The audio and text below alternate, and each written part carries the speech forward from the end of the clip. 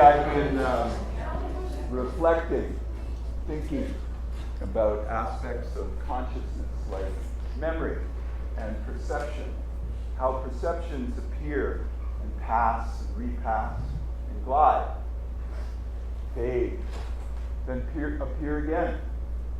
They mingle as an infinite variety of shapes and forms. The mind is a kind of theater. Thought, impulse, image, feeling, sensation. Shaping what? Moments? This is a memory play. And in the telling, in the talking, maybe in the sharing, thoughts, which are things, may change. If you drive 14 miles southwest of Montreal and look out the passenger window, you'll see the factories where our fathers worked. Monsanto, Bell, Northern Electric. A few turns in the road and you begin to smell the giant spirits distiller, Seagram's. And as you hit the rising arc of pavement and steel, the Mercier Bridge lifts you up over the mighty St. Lawrence River and the Great Lakes Seaway. Nestled in alongside is the Caughnawaga Indian Reservation, or as the Iroquois called it, Ganawagi. A mile around the res, just past the casino and the cigarette shacks, is where, right along the railroad tracks, we used to play on as kids. It's where our small town begins. We had 4 bars in town, old-time taverns. The Coin, pronounced the Coin, as in, I have to fix my Chevy at the Mackinac, then I see you at the Coin. That's where the toughest teachers in our high school drank. And so did the fathers of the Iroquois kids, iron workers who built the skyscrapers down south in Detroit, Chicago, New York. The Chop was home of the Primitives, a bike gang bar, like your Hells Angels, but French. On special occasions like St. Patrick's Day, Triple D and Bruno would drink there, but that never worked out well for anyone. The Salaberry was a hotel bar by the Chateauguay River. Winos and loose moms and other losers drank there.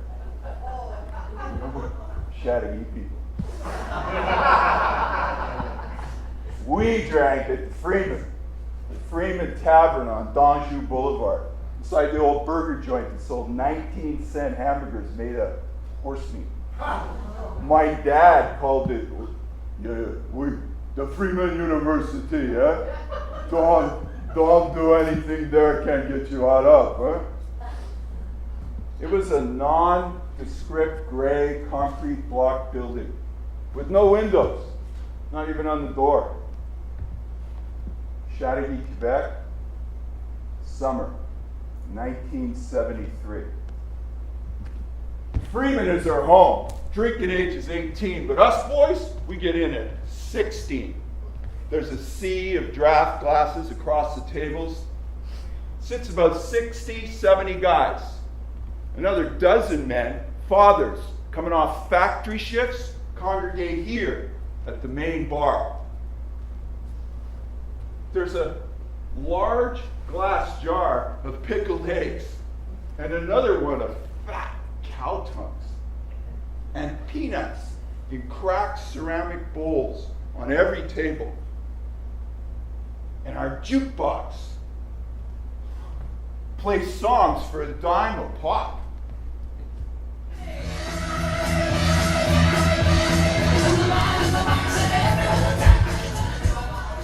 And our pool table, and our legend, the Flower, Montreal Canadiens high-flying forward Guy Lafleur. Lafleur and Shutty, Steve Shutt, and Yvon Cornway, they once drank with the boys because they play Junior A hockey with Ricky Brown and the Shrewster. There's an old serving window, a kitchen, which got this serving window the size of a bookie slot joint. Bruno's always standing there waiting for his smoked meat sandwiches, playing Wipeout on the counter. There's sawdust on the floor on Saturdays and free corn on the cob, but no broads, just guys. My best friend Bo comes in Friday nights after football practice, always knocks Big Willie's cap off, buys the boys a round of beer, walks straight up to the jukebox, puts on a favorite song of his.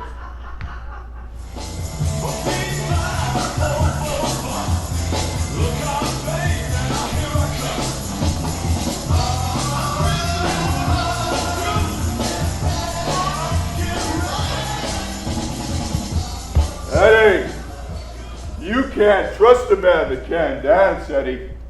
We'll write a poem. Bo knows I write poetry.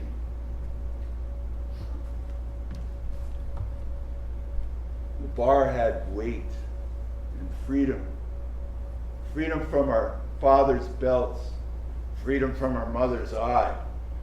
Freedom from the school's rules. A respite from what we were going to do now.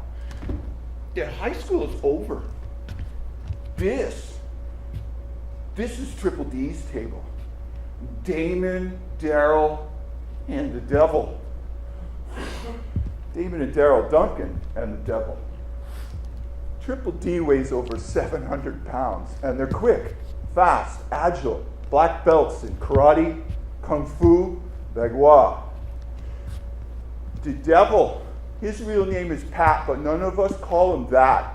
And he migrated in grade 3 from Romania. He's half Irish and half Romulan.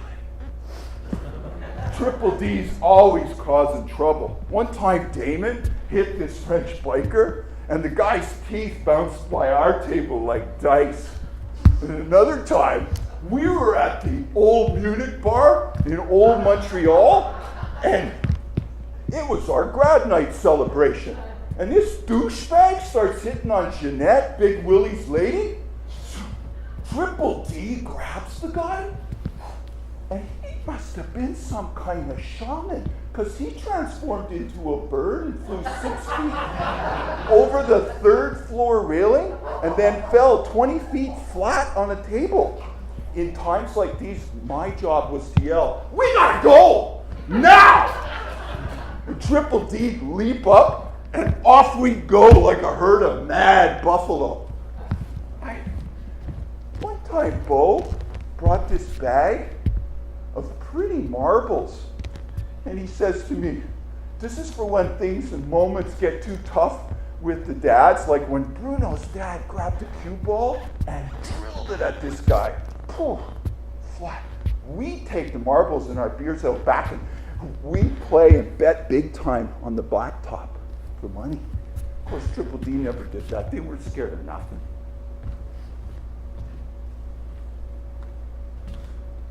Most our dads made us tough the way a father can and maybe shouldn't.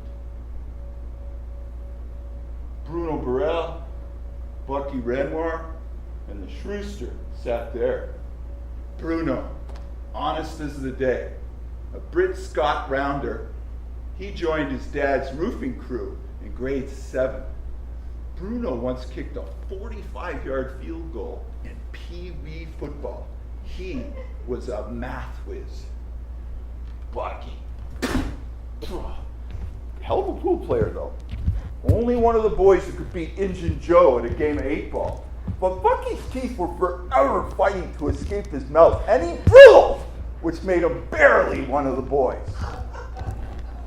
The Shrewster, only one of the boys is 100% French-Canadian. Robert Roy, Bobby Roy. Eddie, I'm king of the house, huh? Shrewster only stood about 5'5", but he was coiled, taut, like a spring. One time he gets into it with this big Iroquois kid. In the middle of the fight, the shrew leaps up in the air and yells, "Timber!" Boom! Keozawagi. That's what we called the Iroquois, Wagis, as in wagon burners. It was Beau who first brought me to see Shrew play hockey. We had to sit up real close against the glass in our new indoor arena because you didn't really watch Shrew play hockey. You listened because he called his own play-by-play live. And Bobby, take the puck from behind the net. You cross the blue line. Oh, beat a guy. One man to beat. Puck problem. Slap shot. Top corner. The Shrewy score.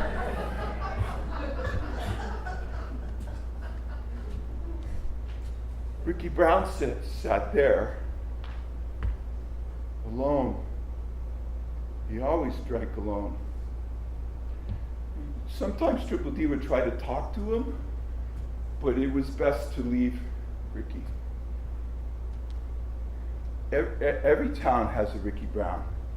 His mom's a mess. The bills are backed up. Kids hiding in the closets. Dad can't hold a job. He hunts strange pussy. He drinks Jack Daniels, Bud, whatever's on tap.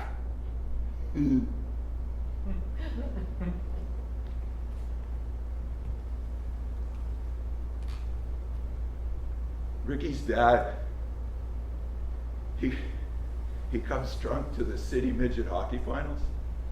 Snow's banked up 15 feet high around the outdoor rink. It's 10 degrees below zero, and the old man is wearing a tattered black peacoat, cowboy boots. He's sucking back a brown bag Mickey. In the third period, the old man slips. He falls head first over the boards and splits his noggin. Blood stains the ice. In Junior A hockey, Ricky smashes a referee in the face with a stick. He cross-checks the guy across the bridge of the nose. He gets barred from hockey for life. Best player ever to lace up skates in a town known for producing pro hockey players. That one-way ticket to the NHL spirals into a nosedive of escalating violence, alcoholism, and a life like the old man.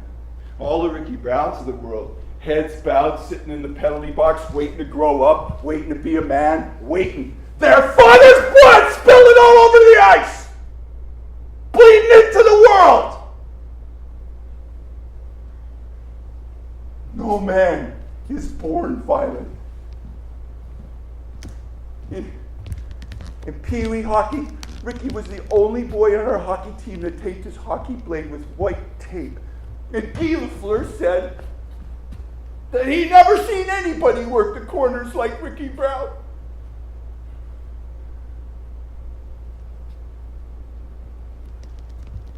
Ricky was dead by 19, stabbed to death out on the res. It was Beau who first brought me around the res. He'd show up in his dad's Cadillac convertible, and we'd skip school. We'd be cruising over the Mercier Bridge into the big city. And boy, music would be blaring, his hair would be blowing in the wind. He'd reach over and say, "Eddie," because he let me drive. "Eddie, don't try and eat the whole pie all at once. Just take her one sweet slice at a time. Huh?" Big Willie, me and Beau, we sat here. Willie always sat with his back to the wall. You get out of our town two ways, in a box or by winning. We were all good athletes. We played everything. But with Beau, it was middle linebacker. Big Willie golfed. Shrewster, you know. Bruno boxed. Golden gloves. Triple D, he just beat people. I played golf and basketball. Fast Eddie. But football fever ran high in the fall at Chattagee. Ready, set, hunt. Hut. Friday nights, our towering floodlights gave our field a exciting professional glow. I hated the game back then. I played mosquito ball, but everyone running around like bumper cars. I quit. But then in grade 7, I was in the showers after track practice, and I heard two guys talking about how they were going out for the Chateauguay Raiders and that anybody that didn't was a pussy. So I caved, tried out. I was downfield, and I saw Bruno and Big Willie doing drills, and I was with 40, 12, and 13-year-old boys doing something called up-downs for about an hour. And finally, they broke us into a scrimmage, and this bonehead coach sticks me on the line, offensive end. You know, I'm tall for my age, and I have soft hands. I could catch anything, but I'm skinny as a rail. So I'm lined up in front of this kid, and he's huge. I hear the whistle blow, and this bulldozer charges at me, and I just duck to get out of his way. But somehow he clips my ankle. He goes up in the air and bounces, knocks the wind out of it. A couple kids start laughing. I'm not laughing. The coach yells, "That's it, Bo, shake it up." And the Bo kid gets up and runs back to D like a pro. He says, "All right, you girls, run it again, run it again." So I line up. And this guy's glaring at me now. He's pissed. So I stand back. I take a step. The whistle blows, and he does a shunt. He's really fast. And his arm's up like this, like he's going to take my bloody head off. So I sidestep him and pull down on his arm like this, leap up in the air, and smash him as hard as I can in the back of the neck and drop him. The whistle blows. The coach goes, "Eddie, what the hell was that?" The corkscrew. Coach yelling at us, "All right, 45 slant, run it again." So I line up against this kid. He's got a bloody mustache. He charges and pummels me just as the whistle blows, and I feel something pop in my ribs. I go up in the air, and I land straight on our quarterback. I'm lying there, I can't get up in the dirt, and all the kids are laughing.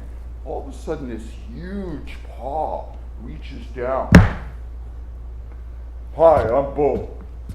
Aren't you that kid from math class that plays hoops like Maravich with those floppy gray socks?"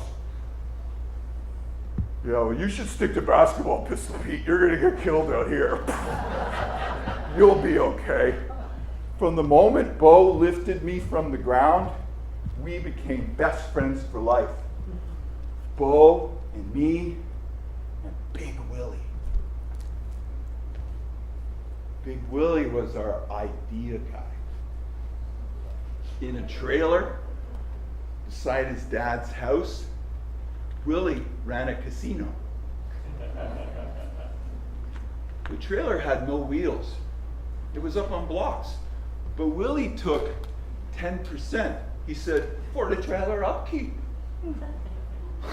So summer of grade 9, me and Willie, we're in the trailer in the casino, and we've stolen Penthouse magazines from his older brother, and we're reading Sports Illustrated too, and gawking at half-naked black chicks in National Geographic when Willie has one of his big ideas. "I'd weirdo. The chicks don't go for you and me like they do Bo and Bruno, so I've been thinking we're never, ever going to get laid.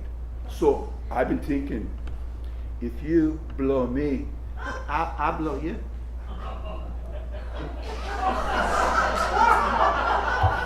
That's his big idea. I have to blow him.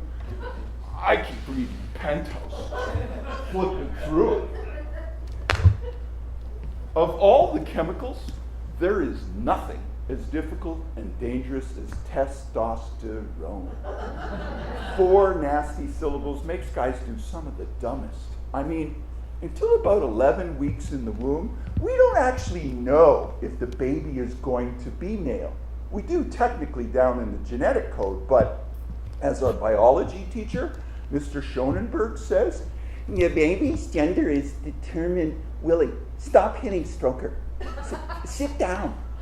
Class, the baby's gender is determined at 11 weeks. If the baby gets a testosterone wash. So you're like this tiny little delicate thing barely breathing, and this huge wave of chemicals comes crashing in the womb. And you've got no arms and legs to surf that sucker. No. And you get a testosterone wash. Class, sir, please, sir, can I get the boys? The scrotum is a closed over ovary. That's what causes a line down the middle of the sac. The vagina, in common parlance, in the vernacular, often referred to as the hoo-chee. So the penis, our dicks, are actually oversized clitorises? Willie's gawking at National Geographic. Fact, Eddie, Jesus Christ, balls fuck, look at his bae from the Congo. He keeps saying Jesus as if calling the Lord's name is going to help our situation. Come on, Eddie, fuck. I'll blow you then, and if you blow me, okay? You gotta go first. And Willie kneels and starts going down on me, like he's been practicing a lot. Oh! After he's done, I step back and say, "You're a fag." I'm not a fag. You suck my dick. So that makes you a fag. It does not. It does too. It does not. It does too. It does not. I what? I say. I'm not a fag boy. I'm just horny. You knew what to do. But I read the Penthouse Forum stories. That still makes you a fag. It does not. It does too. It does not. We have a deal. Oh, no. That went on for quite a while. I never finished the job. And years later, we'd be out on the town, carousing, half hammered in the sauce. And Willie'd lean over and whisper, "We had a deal."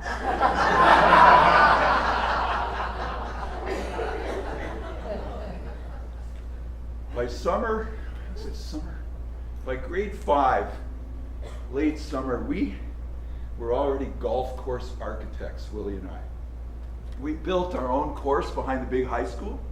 We used Sanka coffee cans from our moms and bamboo sticks from people's gardens and made our own 9-hole course. Everything was great until the star running back broke his ankle in our 3rd hole.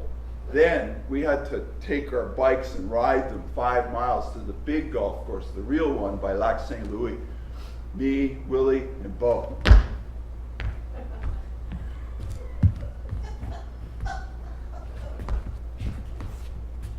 Well, I never got good at the game like Eddie and Willie, but they never took my money, ever. And we had plenty of money too.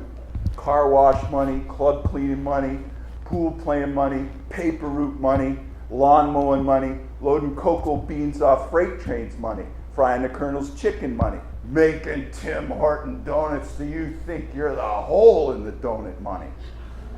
I stuck it to Willie most of the time. We were going to be golf pros for sure.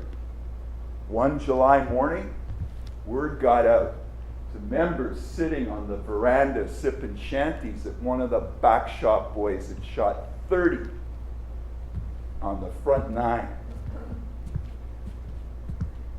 So when we turned the corner, we had our own gallery of 20 men betting big time to see if I could beat Jimmy Norris's course record, 61. No such luck though. I choked under the pressure, punched 2 balls out of bounds on 16, and quadruple bogeyed the hole. For those of you who are no good at the game, like me, or you don't play very much, that is not very good. And that summer, Big Willie invents a new game. Boys, I just invented a new game. I get this catty kid Doogie to take the governors off the power cards so we could play high-speed night golf in Thamesbo. Using only one club if you're right smart, like Addy and me. A fire iron. A 5-iron. The driver's got the bottle between his legs and a torch in his mouth. And you have to hit the ball while the cart is moving, Bo. You're the driver. Aye. The game's a cross between polo and rugby. And it's thick and dark out here, man. And the carts can go over 30 miles an hour. So it's bloody dangerous, Bo. Willie got so drunk he drove the cart into 16, and we watched as he sank with the cart. He almost drowned. And we had to get Injun Joe, the greenskeeper, to winch the cart out of the pond before the assistant pro Jimmy Norris got there in the morning. There was a rumor that Injun Joe once flushed that maniac Jimmy Norris's face down the back shop toilet. Norris slapped me in the face just for sitting on his bunk bed once. I was 11. I won the. He also would give you a nice sleeve of golf balls or a golf shirt sometimes, and then a great lesson, but like a light switch, sometimes you just better be running. I won the junior championship 2 years in a row and beat Jimmy Norris straight up in a money game. And by our senior year, some of us boys got so good that some of the men got together and lobbied the tournament committee to let 3 of us play in the men's club championship. And after 4 grueling rounds, Big Willie was tied at 1 under with the great Gordie Hanna. I got the news on 16.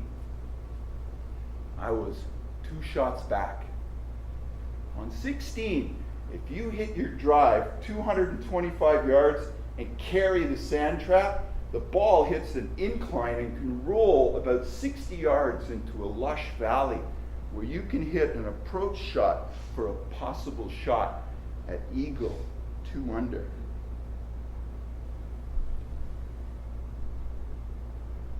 Oh, yes! The crowd went crazy when Eddie knocked in a 20-footer for an eagle to tie Willie and Hannah. And then Willie snuck out on the course to watch Eddie make his charge to beat them. He could have got disqualified for that move. Eddie parred the last 2 holes to force a 3-way playoff. 2 juniors, 1 man in the men's club championship. I'm caddying for Eddie.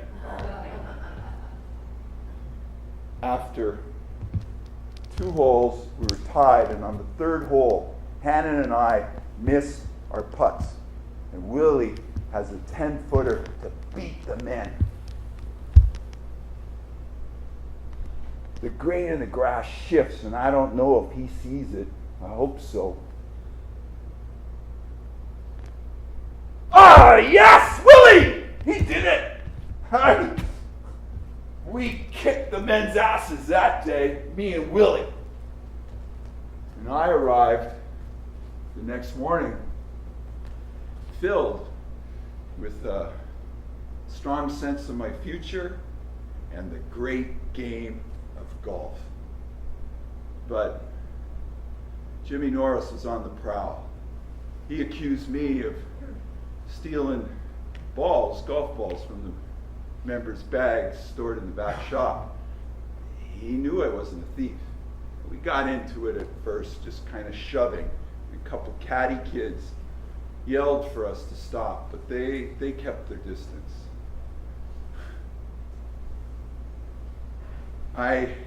he kind of charged me, and we grappled and banged against the workbench. And I hit him with a roundhouse kick to the head and floored him. Triple D had trained me well. But Jimmy Norris was 10 years older and 50 pounds heavier. We went through the double doors, and his face hit the glass first, but my hand was wrapped around his forehead. Blood gushed. The hand severed almost completely. Norris kept running in and out of the bathroom, mumbling, oh God, taking these huge white towels and wrapping them around my hands.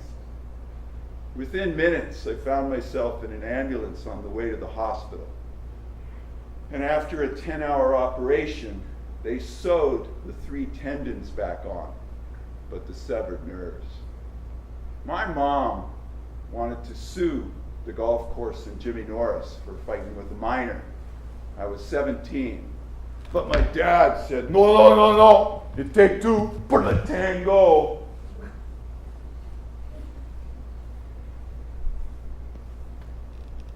Maybe that's what saved me. The long walks, 5 miles every day, under the giant willows and the spruce and the pines. I had less time to spiral out of control with the rest of the boys. Trying to hit that ball up over the rise off the first tee, roll it in real close, chip and a putt, start off golden, then tag it tight on 2. Another 1 putt for birdie. Getting to know the red tail, hawk on the 3rd hole. Golf gave me focus and a fierce will. Learning how to hit that little white dimpled ball dead, solid, perfect. Through the spring rains, off the hard pack of summer, into the numbing cold of late fall, and wind. When it was at my back, felt like the ball would never. Felt like eternity. But come up against that same wind on the 610-yard par 5, 4th hole, and she'd suddenly stir a billion leaves into 7 shades of furious yellow and orange and red. Rehabbing the hand was tough. And there was no way that Bo and Big Willie were going to go work the factories. They couldn't wait for me any longer. So they went west looking for work. I went nowhere. After 10 months, the cast came off and only my forefinger and thumb could move. My mom got me in a special program at the Montreal General Hospital for physiotherapy. At first, it was whirling ice baths. The water was so cold that it burned. And then they had these stupid exercises, dexterity, where you had to take the yellow triangle and put it in the yellow thing, and then the blue one and try to put it. After months of that, fingers didn't move, nothing. Finally, my mom, one night my sisters were asleep and my dad was on a business trip, and my mom brings me downstairs into the basement, the furnace room, and she says to me, just kneel down right there in front of that brick, the brick there. Kneel down and say a prayer to Jesus. Go on. And take that hand of yours and smash it into the bricks. That's it. Yeah, no, get one of your father's work gloves.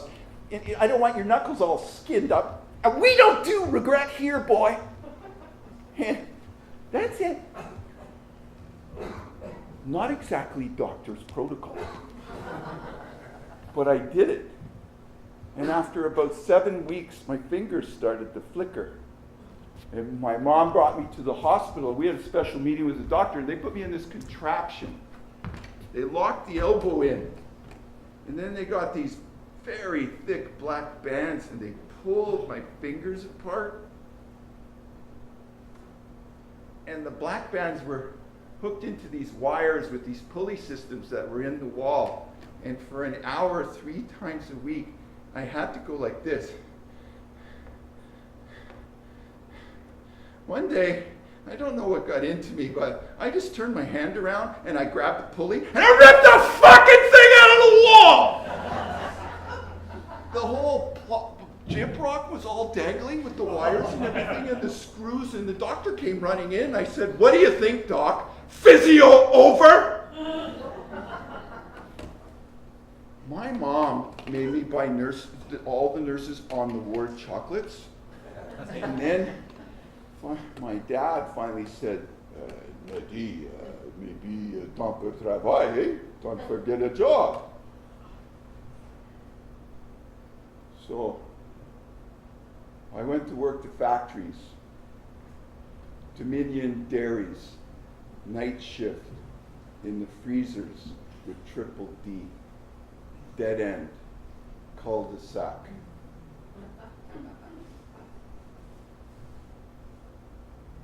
A letter came. I never got a personal letter before, except when the colleges were writing, offering me the scholarships to play basketball. We finally settled on the Royal Military College of Quebec, Mom and Dad and I, Canada's West Point. The letter was from Beau. Hey, I heard the hand's coming back. Heard how you ended physio. Your dad told my dad over a beer how you did it, but they had a good laugh at that at the Freeman. Eddie, I heard you lost the scholarship, and that you got your G.I. Joe face on and you're scaring the shit out of the Waggies. Eddie, forget about it. You could go to college out west. Come out here.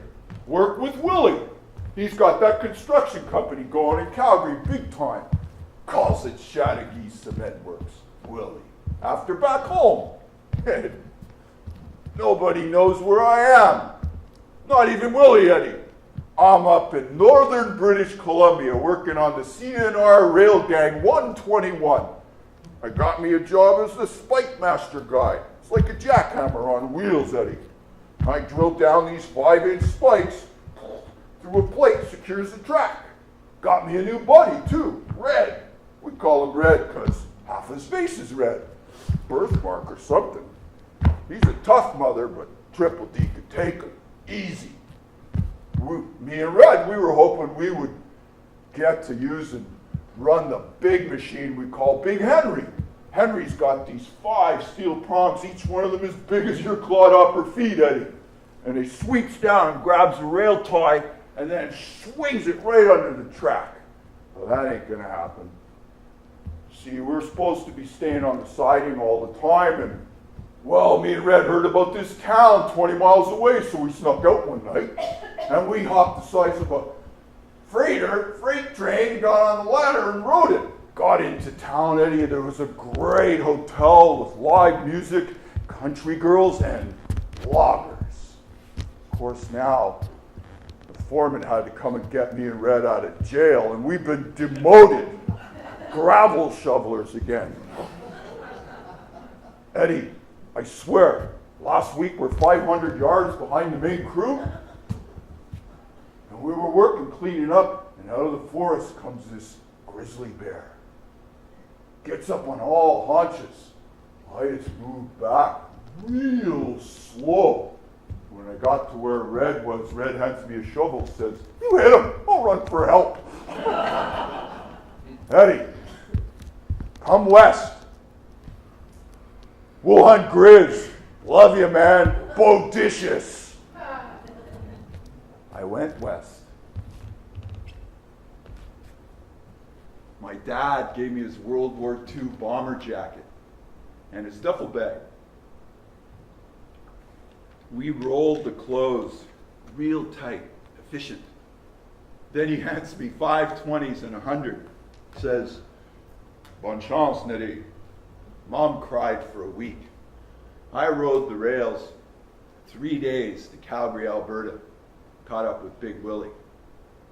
Beau had disappeared. We hear rumors. A bar fight here, a drug deal gone south there. Something about a bad debt he had with the Irish mob back home. Something about a concert, too, with Charlie Daniels. Stuff. There were no more letters. But Big Willie was way into building this concrete construction company. We poured curb and gutter all over southern Alberta, and high-rises and warehouses in the big city. I was so happy to be with Willie. Small crew, good guys, just the adventure. Willie had married Jeanette from back home, had 3 beautiful boys in 10-month intervals. Good old Catholic birth control. Everything was great, 12, 14-hour days, and then Bo shows up like a rainmaker. He's still Bo, but something's different. He's running on about his rail gang stories, but his hands are lily white. He got no calluses on them.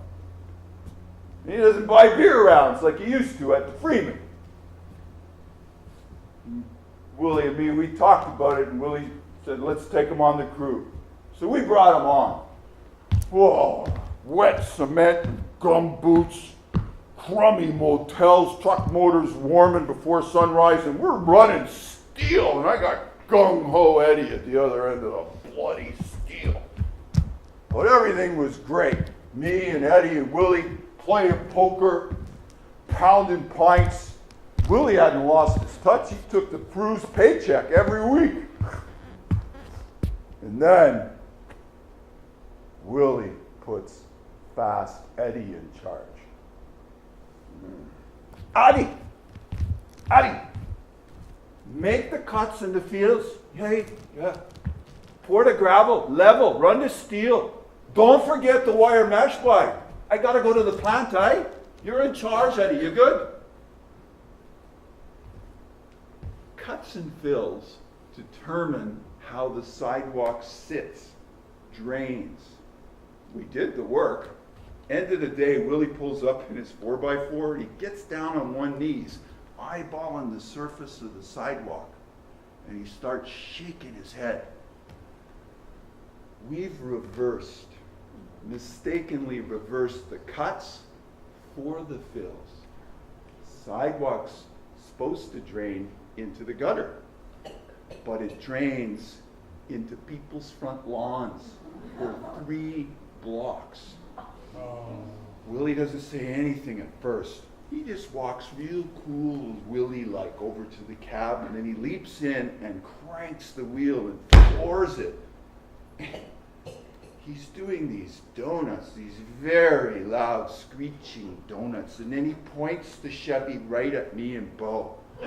And 10 feet before he hits us, he screeches on the brakes and slams his head into the steering wheel, but keeps smashing it as hard as he can, which is definitely not good. And then he leaps out of the truck and yo, too, Tony, fucking, especially you, fuck! Yeah, fuck you! Jesus Christ, boys, you're killing me, fucking tiny bastard! Oh, fuck it, we'll go and drink. Let's get a drink of whiskey. We'll fix it tomorrow, boys. We fixed it. The fix cost Willie $70,000. And the next week, Bo left. But not before he pulls me aside. Eddie, Willie is great. But you gotta get the hell out of here. Eddie, you gotta go to college. I'm serious. Use that brainy noodle of yours. I'm serious. College, Eddie. I do. In college, my mind opens. Philosophy, literature, poetry, Rilke, Yeats, Bukowski. I love mythology and history. The teacher pulls me aside and says, I can really write. Nobody ever said such a thing. Another prof, a woman, has the balls to bring me in her office and call me out on the blue-collar attitude and the chip on my shoulder bullshit. I worked for the school newspaper, photojournalism. I love being in the lab for hours, faces appear like magic in the trays. These became my new tools. I work weekends with Willie to pay for groceries and graduate straight into a plum job with the world's largest advertising agency. I'm all in. The world of images.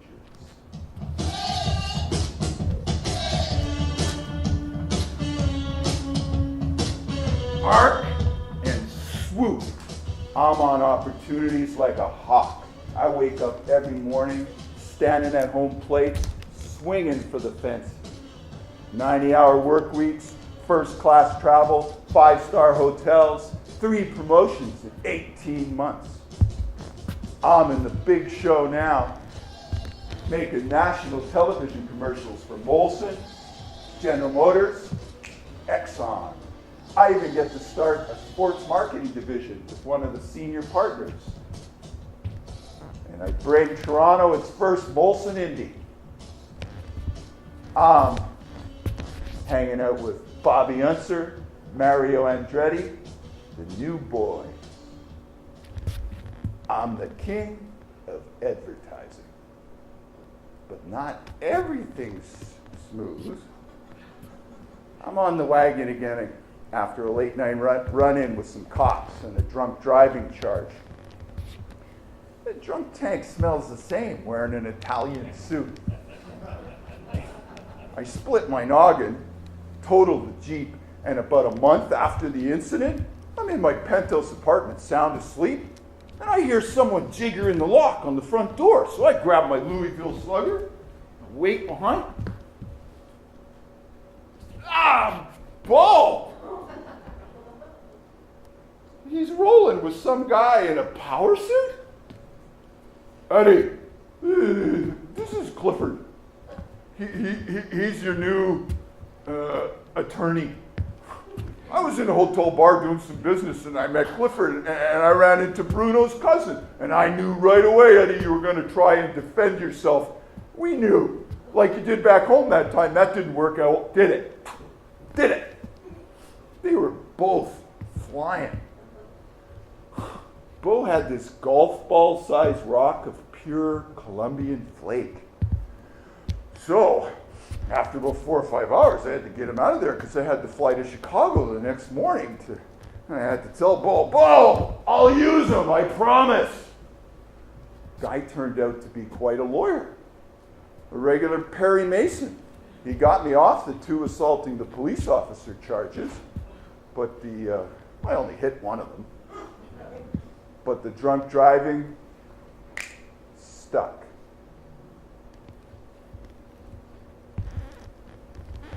It's strange how the ribbon of time keeps winding around us.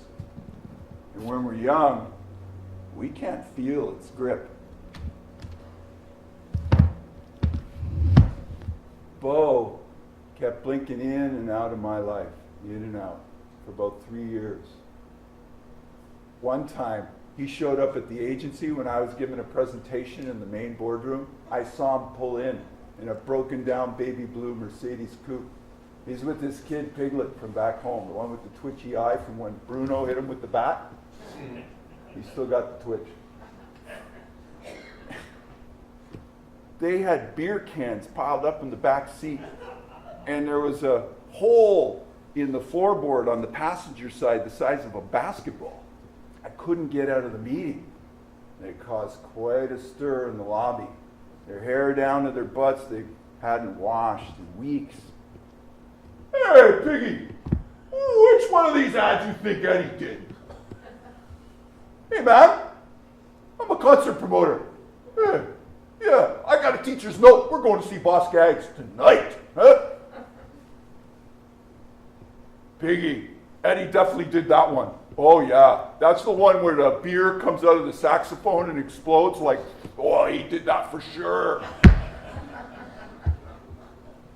I finally got out of the meeting and Bo rushes me like a linebacker, lifts me up off my feet and starts smashing me against the hallway walls, yelling, "We go! We go! We go!" made quite an impression on one of the senior partners on the new client. And we, creative director, thought it was great. He came up with us that night to the concert. But Bo wasn't the concert promoter. We went to choice concerts, great seats, a lot of fun, Nitty Gritty Dirt Band, Boss Gags that night, George Thurgood, Marshall Tucker Band. But one night, Bo and that Piglet kid out of cocaine snorted coffee grounds off a bar counter. I had the hardest time explaining to Cindy, our receptionist who I was sleeping with, how I knew that Bo character delinquent so well. And late that fall, after the agency visit, I got a call from my dad, which was never good. He only called when someone was dead, and even then, it was usually Mom. Daddy, Bo, he show up at the house for Sunday soup. He just standing at the front door there, a body, he no knock. Yeah. What happened to this nice boy, Neddy? Your mother, she's still in the bathroom. She make him shower. She's in there. He's in there with the she's there with the goddamn Lysol and her toothbrush. And Neddy, he eat 4 bowls of the soup, but he very angry. Mama make no spiced cake. My mom got on the line. Well, that boy never did an honest day's work in his life, did he? I was in the hospital with his mother, remember? I almost died. You were 14. 12, Mom. Well, never you mind. That poor woman is rolling over in her grave, I assure you. The screaming, it's a blessing that she, Mom, put Dad back on. Neddy, Bo, he asked me for the money. I pay him nothing. But he say he want to go to Ottawa, see his brother, so I bring him to the station, and I put him on the train. I pay the ticket, but Neddy, Bo, he has no brother. I told my dad he did the right thing. And a couple months after that, I was sitting in my office on a Monday morning, and a call came through. Yeah, Cindy. Put her through. Jeanette.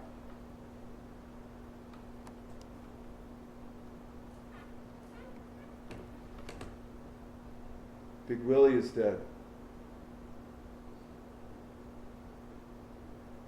Jeanette wants me to find Bo and for us to be pallbearers with Damon, Daryl, and Pat back home. Despite her new country club ways in Calgary, she wants her Willie buried back home by the boys. Cindy peeks in the office, but gives me a quizzical look and keeps on walking.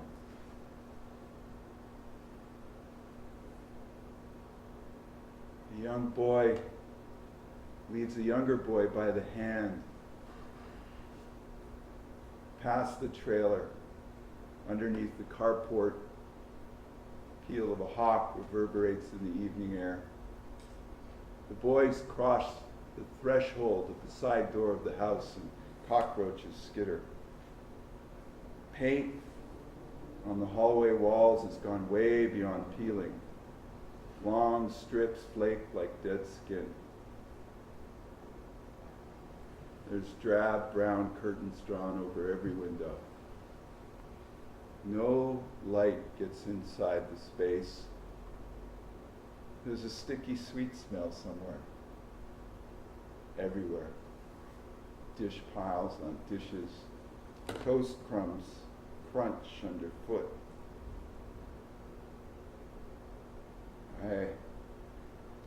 I called Jeanette back, and I took the first flight home. Triple D picked me up at the airport. They always had a soft spot for Willie. They loved his crazy ideas. We didn't call Willie big because he was a big kid. He was wiry, skinny, gorgeous kid. We called him Big Willie on account of his big ideas, like the mad scramble. Willie'd come in on a Saturday afternoon to the Freeman, and it would be hopping. He'd be flush with cash from his Montreal Star truck, delivery truck job. He'd buy 40 drafts and stick them on our table. And then he'd round up about a dozen of us. Even some of the Iroquois joined in. We'd stand in front of the Freeman door, and this mad scramble, you had to pull your jeans down and your tighty whities. And you had to shuffle across the 4-lane highway to touch the Cadillac dealer window, and then shuffle back without getting killed. The first one back got to drink the 40 draft. But it was probably the dance more than anything. Willie'd come in on Friday night, he'd see Bo monopolizing, whatever that word is, the jukebox, and he'd push him out of the way. Willie didn't even put a song on. He'd just be standing there dancing, doing that Willie dance of his. He kind of moved like a praying mantis on speed. He'd stand there with that Irish cap of his and those disturbingly blue eyes.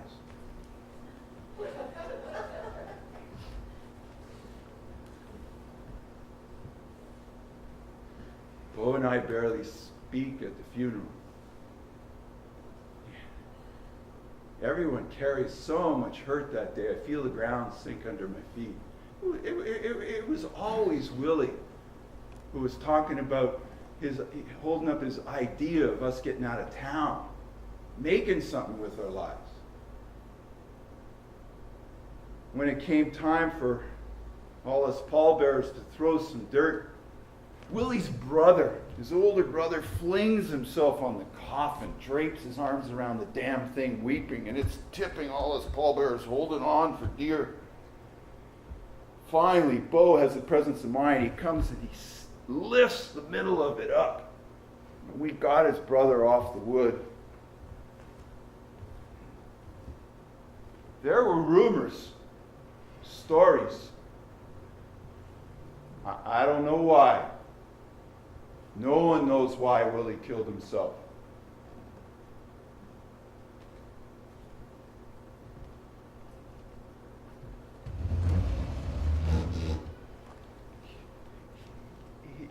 He had made millions. Millions.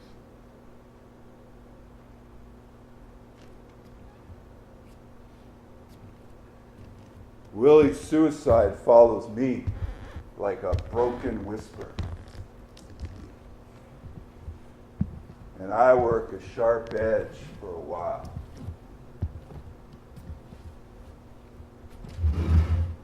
One night, crazy drunk, I stick a shotgun in my mouth, but I can't get the finger to pull.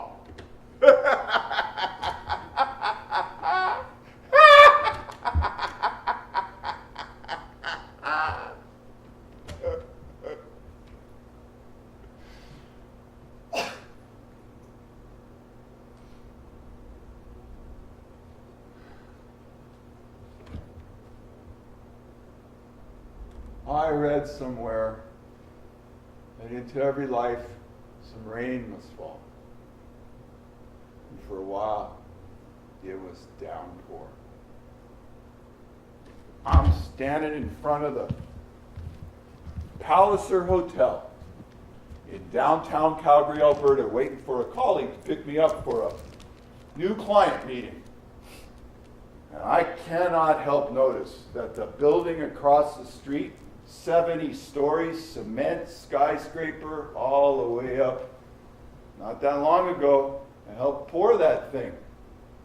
We used a concrete pump, a bucket, high tower crane, trucks lined up every morning for a year. We thought the pour would never end. Bucket broke first month. We were only on the 3rd floor, so no one got hurt, but they took a while to fix the thing. So we decided to create our own concrete crew band. A couple guys jumped on rake guitars. Another guy was on bull float playing bass. A couple other kids flipped over wheelbarrows and were using shovels as percussion. And I wrote our own rendition of an old rock and roll classic to entertain the foxy office ladies on the way to work. I don't believe it. I don't believe it. Tell them who we are, man. Hey, Ray. Hey. Hey, Shook. Tell them who we are. Well, we're big concrete workers. We got aching fingers, and we're loved everywhere we pour. We sing about Willie, and we sing about Bo at 10,000 feet a show.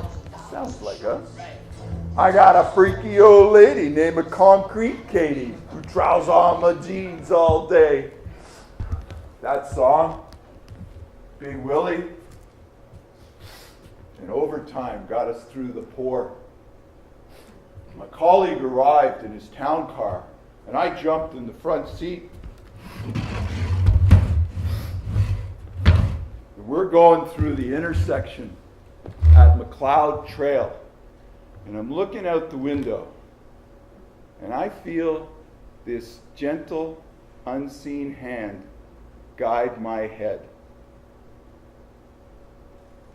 There's a large, filthy-looking man leaning against the lamppost. The bum lifts his head.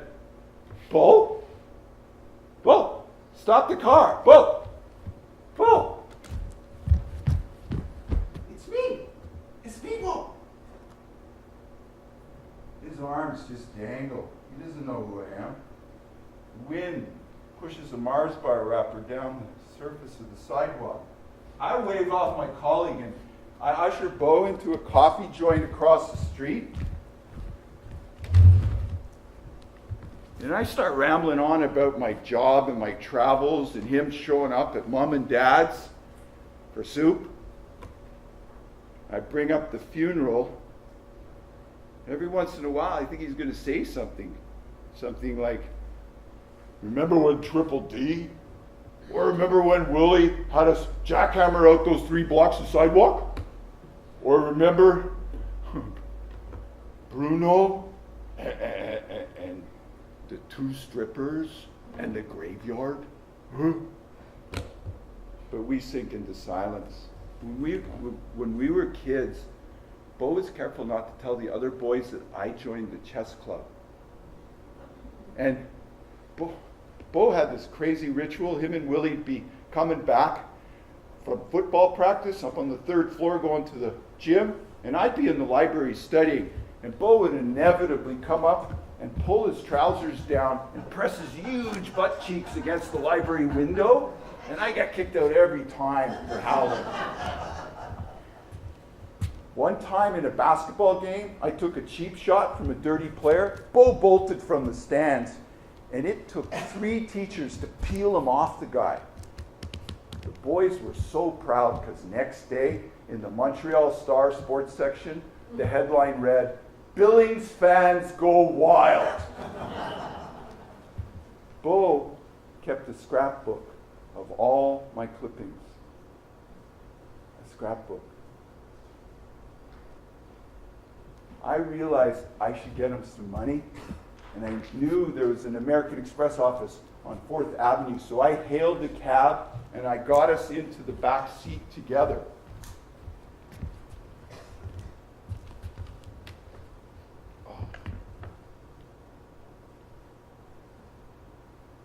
Bo mumbled very, very softly after about a minute of silence. Ain't been in a nice ride like this in a while, Eddie. And then he said a little louder, it's nice to see you, Nettie. Nobody called me by that name, Nettie, except family. And then he reached over and he touched my shoulder. When we got to the American Express office, I jumped out and I told the driver, watch him!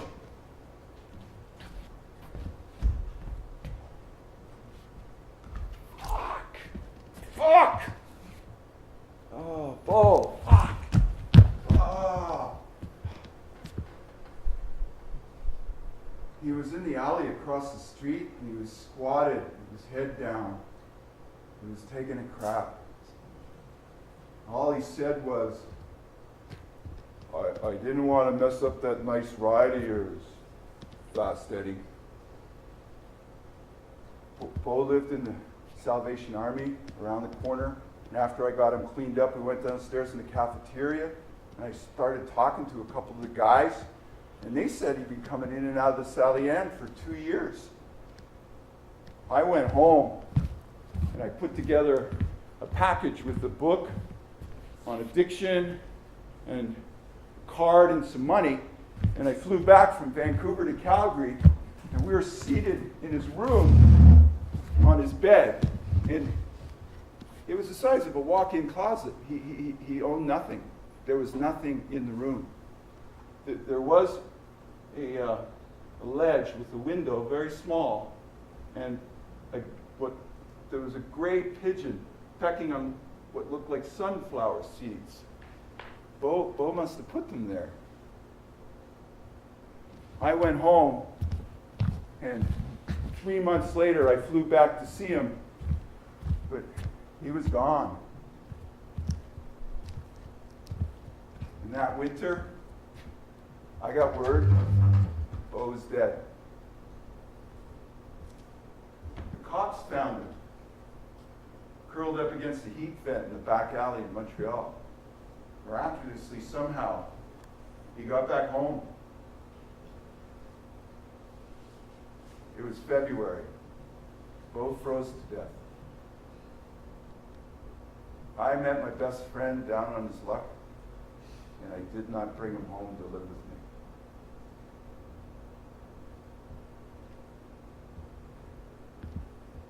The sting comes at the strangest moments. Alone in the back of the limousine on the way to the airport.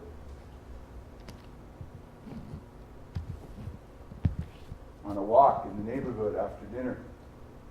Seeing kids play in the park, I see their faces again. And I catch my breath just for a moment. Moments. They appear, and they pass, they repass, they glide, they fade. They appear again. They mingle as an infinite variety of shapes and forms. A moment is brief against the expanse of eternity. A moment produces a disturbing sense of being out of time. A moment is just an impression, but the impression can linger. Grade 2, First Communion, navy blue blazer, crisp white shirt, gray slack, spit shine shoes by Dad. The parish priest solemnly lifts, angles, and extends the body of Christ, and I smack the holy man's hand away. The congregation gasps, convulses. The priest, shocked, moves on to the next kid kneeling. And a few years after that, Bo never stood a chance. We're in the church library after school, and I'm running up the aisle between the stack of books. The priest, his robe hiked, has Bo draped over the wooden reading table like folded laundry. With each thrust, the steel cross loops and bangs, loops, bangs, loops, and bangs. Bo looks right at me, his eyes wide as saucers, but he can't see. His soul tears itself from the body and floats on apple blossoms in the orchard air between our homes. After that, Bo wore a mask, class clown. But if you look 2 rows over sideways sometimes in math class, you could see the hollow vacant place where his heart used to be. And as Bruno always said, great guy, gentle. But put a football helmet on that kid. He hit like a fucking freight train! Hey!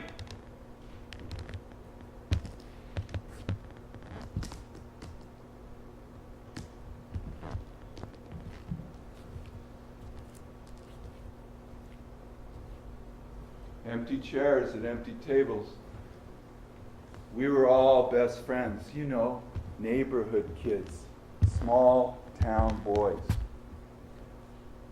Triple D sat there. Bruno, Bucky, and the Shrewster sat there. Ricky.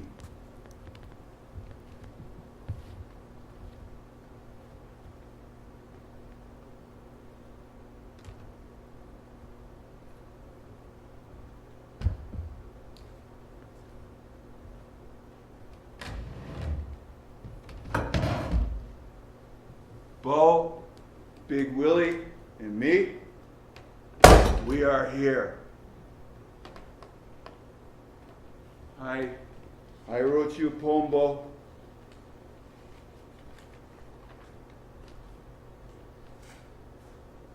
I woke with my face on the pavement and did not understand the years of sorrow that sent the lack of the caring hand. I stretched my hope for dinner on a cold and creeping day. The priest, he made this sinner. With blood in my eyes, I pray.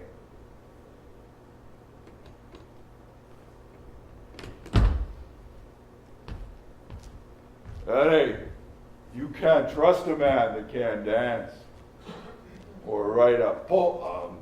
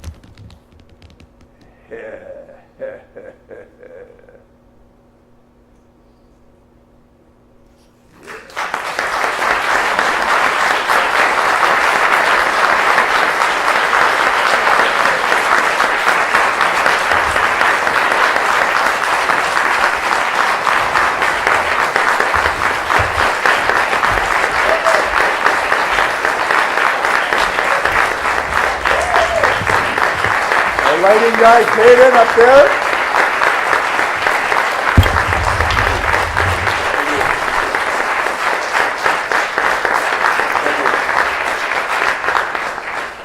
So a lot of the material that is in this player comes from these two books I wrote. I've donated a couple hundred of them. If you want to purchase them, they're in here. Just leave $20. If money's tight, even $1 is fine. 100% of the money goes to homeless shelters and sober houses in this city. Thank you very much.